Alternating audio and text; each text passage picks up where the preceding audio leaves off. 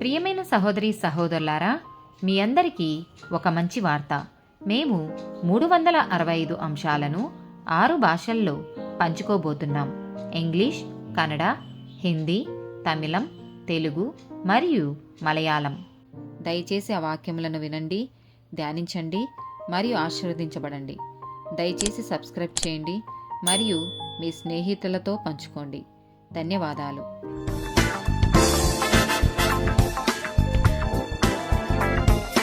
255th day topic పట్టుదల. యాకోబు రాసిన పత్రిక 1వ అధ్యాయము 2వ వచనము. నా సహోదరులారా, మీ విశ్వాసమునకు కలుగు పరీక్ష ఓర్పును పుట్టించును. రోమీలకు రాసిన పత్రిక 5వ అధ్యాయము 3, 4 వచనాలు. అంతేకాదు, శ్రమ ఓర్పును, ఓర్పు పరీక్షను, పరీక్ష నిరీక్షణను కలగచేయునని ఎరిగి శ్రమల యందును అతిశయపడుదము. 2వ తెస్సలోనికీయులకు రాసిన పత్రిక 3వ అధ్యాయము 13వ వచనము.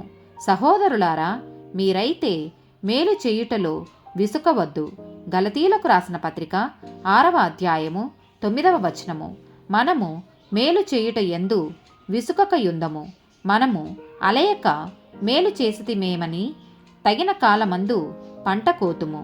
మత్తయి సువార్త 24వ అధ్యాయము 13వ వచనము. అంతము వరకు సహించిన వాడెవడో వాడే రక్షింపబడును.